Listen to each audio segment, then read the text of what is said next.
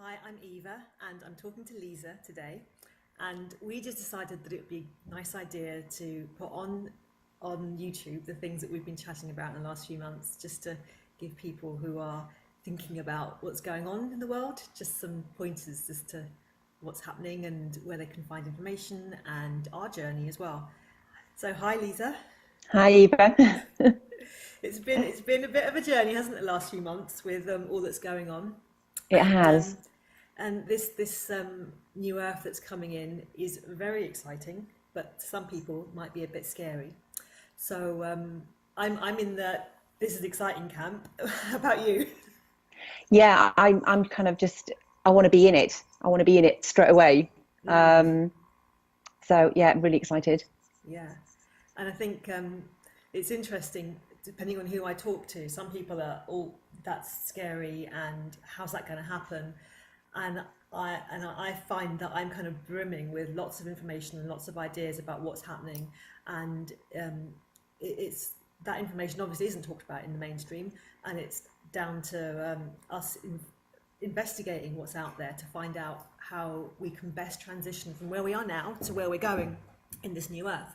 So I thought what we could do is just talk about the things that have been happening just recently, because that's where we are now, and also we can then add in the bits that we've learnt about in the last few months as well.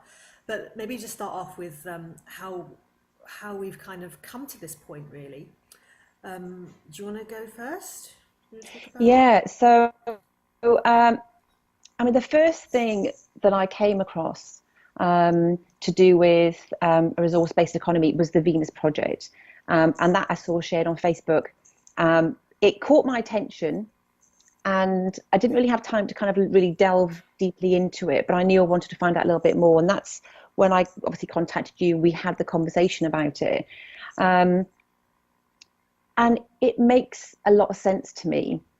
There's so much going on in the world that feels that it's becoming old and toxic and needs to break down. So having a resource-based economy or a moneyless society, whilst it sounded really far-fetched and space-aged, I could see the value in it. And so it just got me thinking more about, okay, well, how do we step into it? Um, which, as you know, there are so many questions about that, and we've had so many conversations about it. But my first understanding of it really was just seeing it shared in social media, and then having that conversation with you about it. How about you? How did you Yeah. come across it? Yeah, same with me. I saw it shared on Facebook, and then was immediately drawn to it because I just could see myself being there, Yeah. um, and would have probably gone had it been a natural physical thing, and it isn't Yes. yet. It's in planning, but what I have kind of come to realize in the last few months is that there's a whole range of different things on the spectrum of resource-based economies, and the Venus Project is, I suppose, the most technological in terms of using robotics and computers, um, and it's also an urban development, so it's in a city, so it would be a city. And on the other side of the scale, you've got jungle Amazonian people who have always lived like that, using the resources that are around them, very low tech and but very incredibly environmentally friendly, which is what the Venus Project would be as well. But in between, you've got lots of other things that are interesting, um, and I suppose somewhere you'll find something that resonates with you. For Mm. me, the Venus Project really does, because it just seems, I suppose, yeah, it just seems that that's where humanity is going in terms of technology and not needing to work and everything to do with being moneyless and environmentally friendly. So yeah, I'm just interested in talking about these things so people can maybe get an insight into the options, and maybe give them a bit of guidance, as to how things are unraveling, really, Mm. because they are unraveling.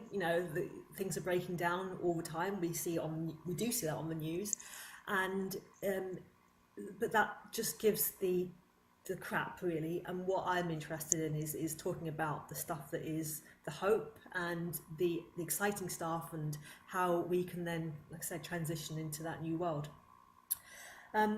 So maybe we could talk about some of the things that we've been doing just this week that people can then maybe look at and understand. One of the things that I shared with you today, which I know you haven't looked at, was a very interesting video with Bruce Lipton, who I think we've both known about for quite a few years now, and I'm always interested in listening to his stuff. But this was specifically about this new Earth that's coming in and what's going on with our bodies and with our with the environment, and how we are a product of our environments, which is what epigenetics talks about. And yeah, it was really interesting, and I will put links at the bottom of the video to all of these things. You've obviously heard about Bruce Lipton, haven't you? And, Yeah. We've been to see him. Oh, did you see him? Yeah. Do you remember when we were with Tracy years ago? I can't. Do you know? I can't really remember. I remember going, but I can't remember the whole lecture. It must have been about 5 or 6 years ago. We saw London. Yeah. Yeah, and I mostly watch his stuff on YouTube, and the one that I shared a lot a few years ago was the one about parenting. Have you seen that one? Because no, I mean, I remember him talking about the genes and how the baby develops and the influence of the environment as the baby's developing in your womb, but I haven't seen anything separate than that. Yeah, it's about nurture and sort of but it was, I mean, because of, I suppose, we both share similar sort of parenting ideas and philosophies, and it was good because it really talked about how, I suppose, the way you parent determines how that child's going to come out, it's obvious stuff, but actually he really just puts it into context from the science and attachment theory and how important all of that kind of stuff is. So yeah, I'll definitely put a link on so people can have a look at that. I suppose as well, it's probably worth just saying here that the thing that we share in common as well is that we're really interested in these new ideas, but we like the fact that it's underpinned by science or research. It's underpinned by something that kind of backs it up. And I think that's important as we're moving into this new space. And another thing I just wanted to share as well is that it's good to kind of understand where you are. And I think we've both realized that we want to be in that new space. And a lot of people are still going to be in the old space, feeling just the heaviness of kind of the life around them. Whereas I think for both of us, we're there, but we're also very much investing our energy into that new paradigm, that new Earth that needs to be birthed. And then I guess it's about how we transition into it. But I just thought it was interesting for everyone just to think about where they're actually sitting at this moment, whether you're in the old or whether you're actually in the new. I think we are for a while going to have our legs in both camps, kind of thing. And it's like this bridge between the old and the new is being built. It's not there already. It's kind of, but we are building it and we are the bridge. So it's it's not like it's there and we're just going. It's a process, and as you learn more and you discover more, then it becomes more sort of feasible and more tangible, really, because I think I suppose that's one of the things that I've realized with things like the Venus Project is when I've spoken to people, is it seems so far fetched from where they are now that their imaginations can't stretch to that. So, you need to see the steps. I mean, that was my questions. Is what are those stepping stones to get into it? Whilst I can direct my energy to creating something, from a very practical level as a parent, it's like, what are those practical steps that I need to step each one to know that there's going to be a place for us to live, there's going to be food to eat, and how does that, how does that happen? So you're right. There's steps along that bridge, which I guess we are in the process of building, and even having these discussions and just uncovering what those steps are. Yeah, totally. And that's kind of where I see this going, is that we're kind of like antenatal teachers. We're not going to do it for you, but we're going to give you some guidance and some make you aware of what's going on, so that you can go in with your eyes open and make informed choices. I mean, that's how I kind of see most things anyway. You make your own choice, but based on the information that you're given. But actually, when it comes to making those choices, underneath that you kind of have an idea and a belief of what you want to do anyway, and then you just get the information that backs up that anyway. Don't just, Yeah. it's what's it called, confirmation bias, isn't it? Yeah. So if you kind of believe that, yeah, this is possible and this is the way we can go, then you're going to find the information and the help to take you there. On the other hand, if you believe, oh my God, it's all doom and gloom, it's just going to collapse and you might as well give up, then it's probably going to be your experience, isn't it? Yeah. Yeah. So actually, it's the choices, choices at yours, and that is the title of the film, the Venus Project film, isn't it? The choice is ours. So yeah, definitely it is up to each individual to make that choice and choose which direction they want to go in. Cool. So I also wanted to mention that last night, when I was putting Jake up to bed, up to bed, he's 13, but I was just with him going to sleep. We were listening to Tracy's Stargate activation, the Stonehenge one. I know we both went to Stonehenge in July, and for me that was a really profound experience. And listening to the broadcast again last night, I thought that's on an energetic level, is going to help people to make this transition. And if people are up for listening to it, it's a free broadcast. They can do that. Do you remember that broadcast? And I do, and it's just reminded me of something now, because the last couple of nights I've noticed with my children, there's been some anxiety coming up from both of them.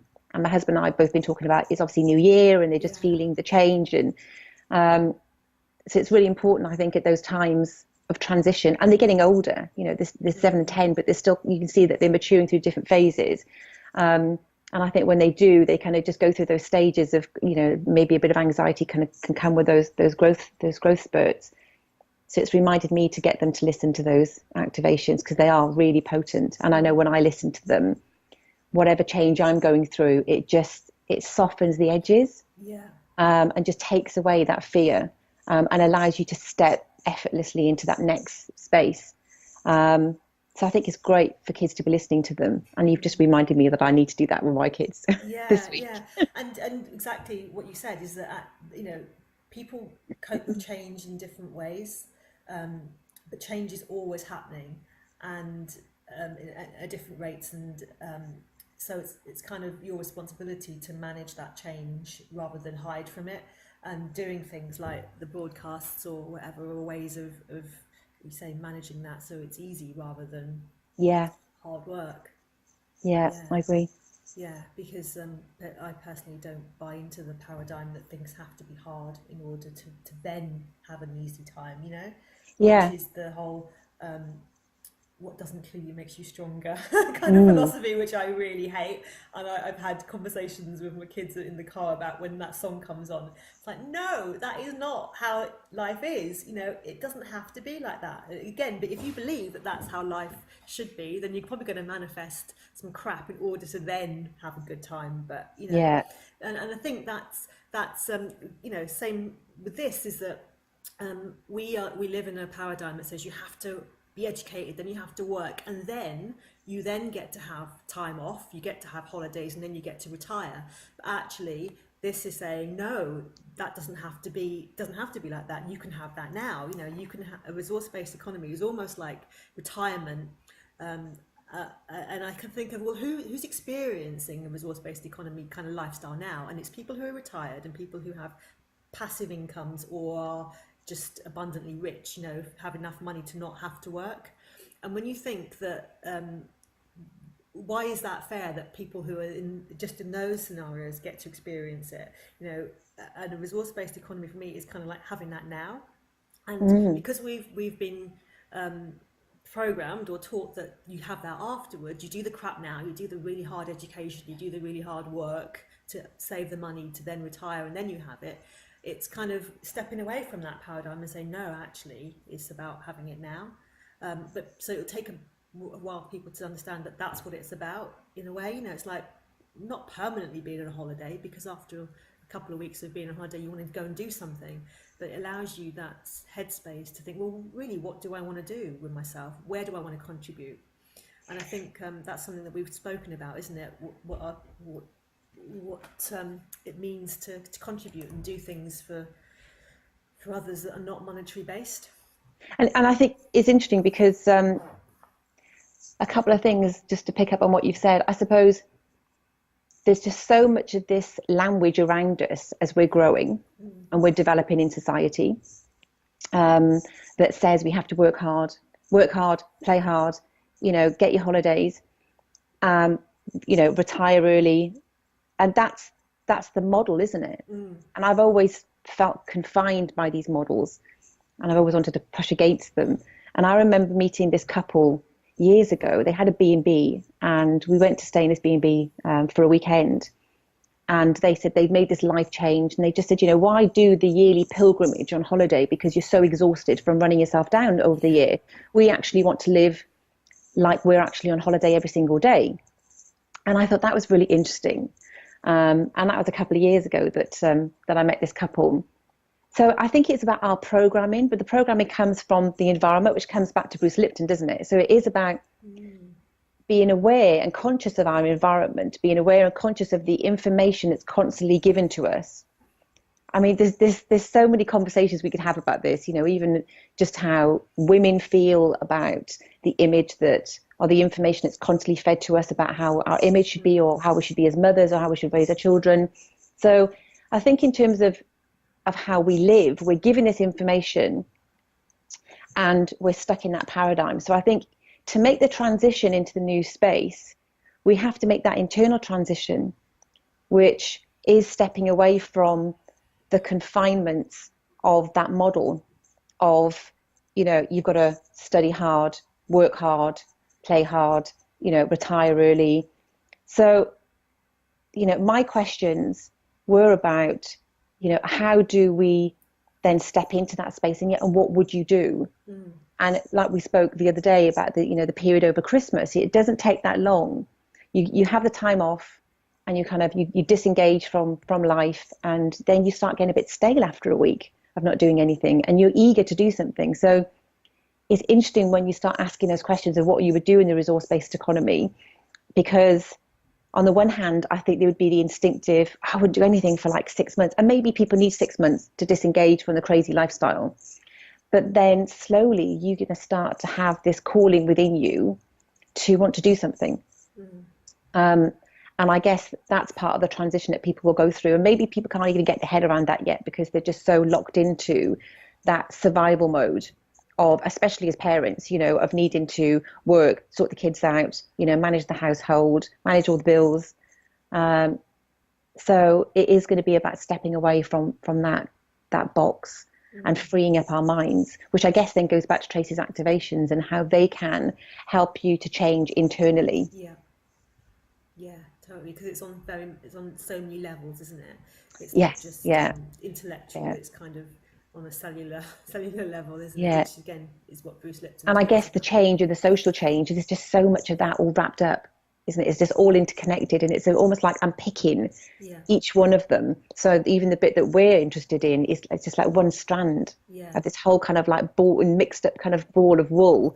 So it's just slowly unpicking these strands. Yeah, which I find fascinating. It is exciting. It is exciting. Yeah. But then if you're under stress already because you are so concerned with paying your bills and your mortgage, you don't have the headspace to do that. But it's like you actually kind of need to just do it, in order to then be able to sort of pull yourself away and look at it objectively. And the beauty of say, for example, Tracy stuff is that you can do it when you go to sleep, so it kind of works on that subconscious level, and it's not like I must meditate for 40 minutes, which is again a kind of, if you don't do that, then you're not going to get this paradigm, But I mean, I used to put it on, listen to it in bed. Commuting was a great one. I mean, I used to commute on train, so it was easy to kind of put the headphones on, but I wouldn't advise doing it while you're driving a car. No. But but there's lots of times where you can listen to this. Like we were talking this morning about when you listen to Bruce Lipton, it's your choice as to what you're plugging into. Are you plugging into the radio, or do you have an audio on that's actually giving you information while you're making the breakfast, doing your makeup, doing your hair, getting the kids sorted out? So there's lots of times throughout the Yeah. day where we can access this information. It's just being a bit more creative about it. Yeah, exactly. And I actually now think, okay, I've got to do some work. I've got, in terms of housework, the boring stuff, the washing up, the putting the washing machine on. I'll just find something on my phone that I find interesting, and then just play it. And actually, an hour's gone, and you've done stuff, but you've also absorbed some stuff. So Yeah, there's always opportunities. Most people might put the radio on or some music on, but actually, yeah, I'll do that sometimes as well. But it's like, well, there's often people say, well, how do you get the time to do all this? Well, that's how I get the time to do this kind of stuff, yeah, by doing it passively, but while I'm doing something else. So I don't just, and I suppose that's why I do like video, because rather than just sitting down and reading a book, I can do something else at the same time. And yeah, we're pretty much multitaskers, aren't we? We have to yeah, get on and do other things. You just can't just be doing this. Otherwise, because there's so much to take in, it would probably take up, yeah, every hour you've got.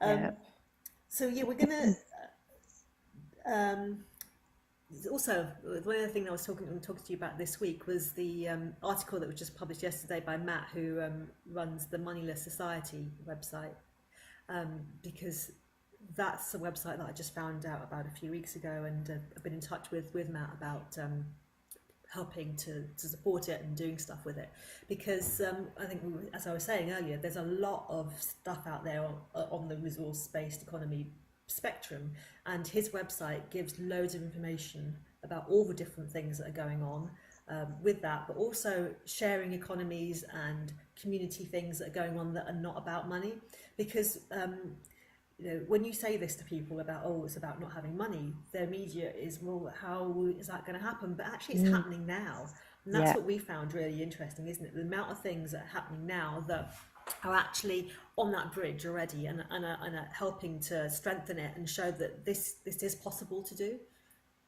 It's interesting because I think it's probably been happening for years and years, because I remember when Mark used to live in Brighton, they used to have this scheme Oh, where the Let's you, scheme. Is it yeah, Let's? Yeah, I can't remember what it was called, but he yeah, said it was great because, you offered something, you got something. If you needed a van to move, somebody was, there was yeah. a man with a van, you offered something else. And it was this huge connection, this Mm, huge network. So yeah, I mean, I guess in different communities, things like this have always existed, which yeah. I think is fascinating. Yeah, yeah. So Moneyless Society will keep you occupied for a long time because there are Yeah. lots of links on And I there. guess as well, it's about, this, when you're thinking about making these changes now, we've talked about this quite a lot. It's not about stepping into this new space in Florida, packing your bags, turning up with your suitcases, which we both really like to do. Yeah, I It's not going to know. happen like that. Um, and so we've come back around quite a few times to, well, we can be doing these things now. We don't have to wait until these places are built, these destinations are complete.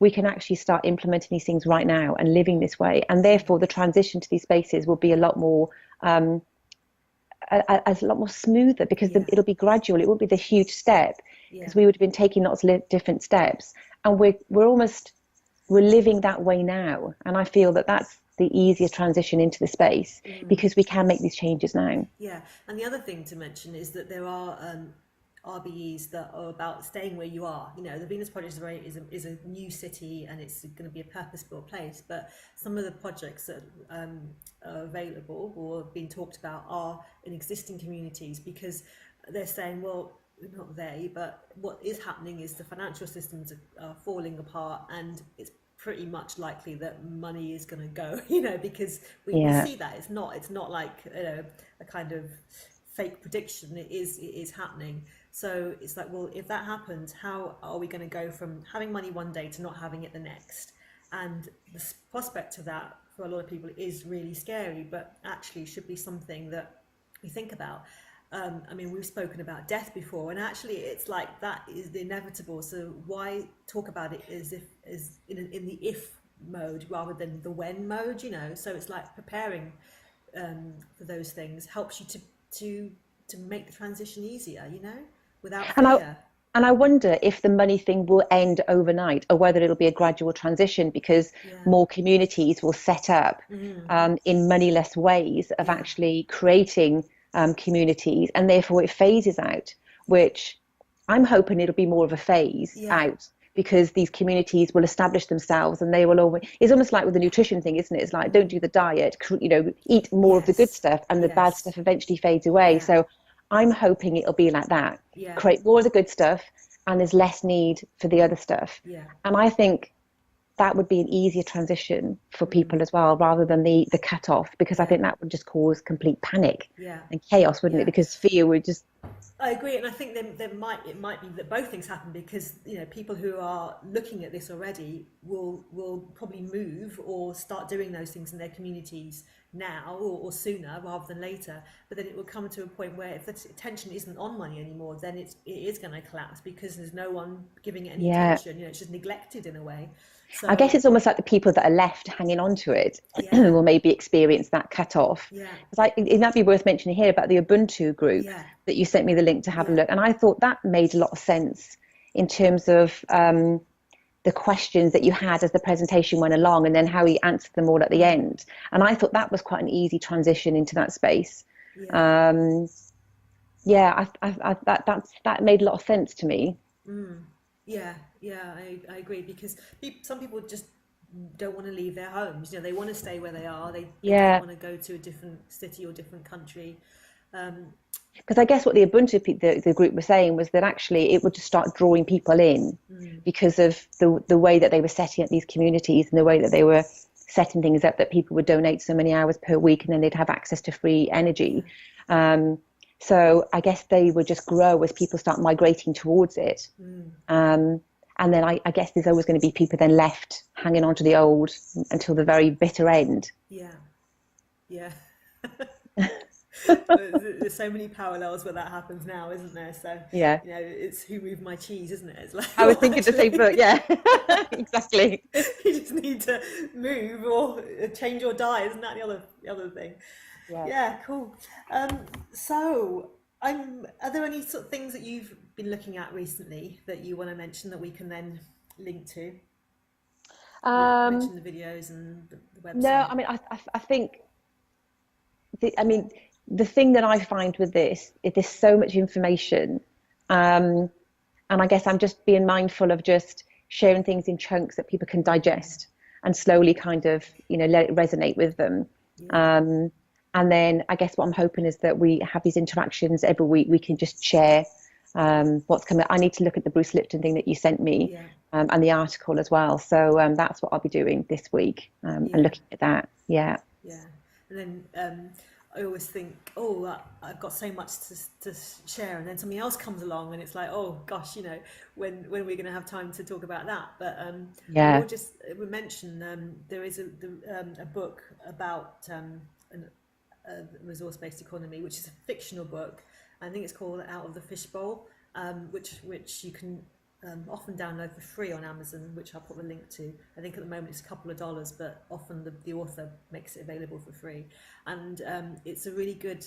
have you read it yet? I think I mentioned it to you. You sent it to me, and I have, because it's a really pertinent kind of book about...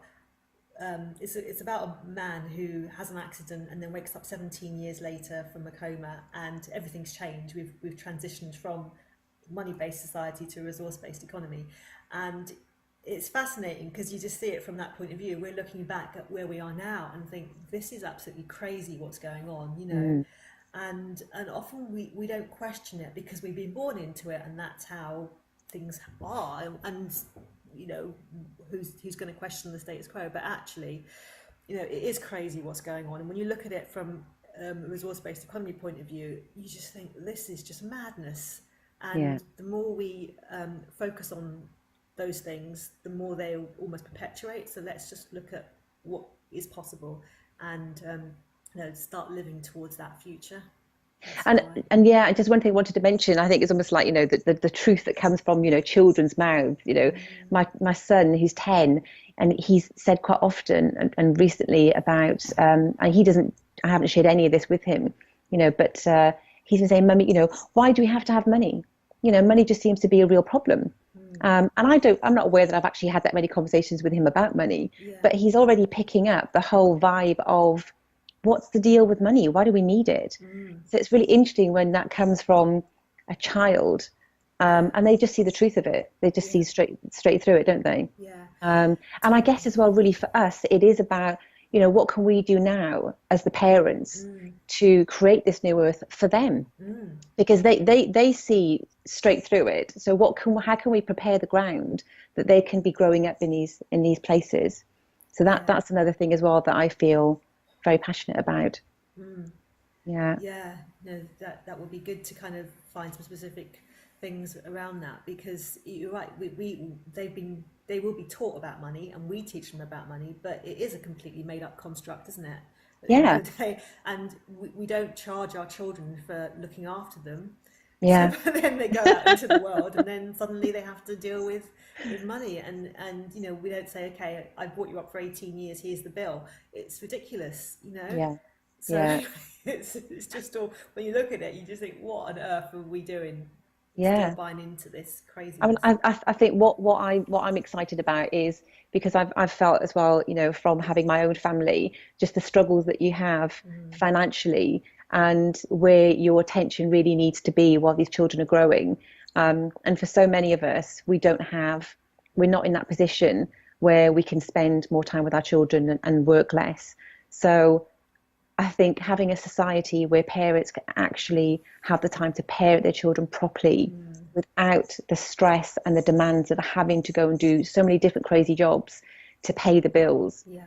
I think that's what I'm really excited about in the future, because I think it all comes from how we're growing our children. Yeah. Everything just comes back to that. Yeah, and I think that's what I first shared with you, is that's what I saw when I saw the Venus Project. It was about letting mothers or fathers, or parents be parents, Yeah. because that is such an important job, and it is totally, swung since the 1950s or whatever Yeah. to women being allowed to do that. Obviously lots of other things have become positive about women's, rights and equality, but women actually don't have the ability to choose to stay at home anymore, to be with Yeah. their kids, and often without Yeah. sacrificing something else. Yeah. And that is just not how it should be in my mind. Yeah. So for me, it almost like it all starts with that kind of family dynamic, that group. It's almost like that's the center of the heart, and if women starting off, if women are nurtured to be able to look after their children properly, and then the family group is nurtured, then the ripple effects come out. Yeah. And to me, I just keep seeing that vision. That's the center of it all. And even talking to Matt recently about, how we're educating people about this, it comes back to, well, we should be educating our children. We shouldn't be waiting until they're in school or in university or out in the world. It starts at home. So again, it feels like it all comes back to this nucleus, and then it ripples out. And whether I'm just seeing that because I'm a parent, I don't know. But for me, that's what makes so much sense. Yeah. Of just having, if that group is right and it's sorted, Yeah. then the rest of the ripples in the world will kind of fall into place. Yeah. Oh, well, it's interesting as you're saying that. I'm thinking, it's the same with the Earth. We are mothers, and if you think of Mother Earth, if she's okay and Yes. thriving, then everything on it thrives. And Exactly. it's Yeah. exactly the same thing, isn't it? And that's what we're talking about. And also it's like, people have said to me in the past, if the mama goes down in the family, everyone goes down. Yeah. Get the mama supported. Yeah. Then the food's right, the kids are happy, the husband's happy, the house is happy, everything works around her. And I use the analogy of put your oxygen mask on first, and on the airplanes they always say to you, put yours on first, and then you can look after your kids. And that is exactly what we're talking about. We have to sort out the mothers and then the Mother Earth in order to sustain everybody else, because otherwise it's if you try and sort that out, it starts here, doesn't it? It does. Yeah, totally. Yeah. Cool. So that's my vision for the new Earth anyway. Yeah. Just really making sure that that's anchored in place. Okay. Definitely. So let's finish there, and then we will discuss what we're going to put on the links, and we'll talk again soon. Okay. Thank you. Bye.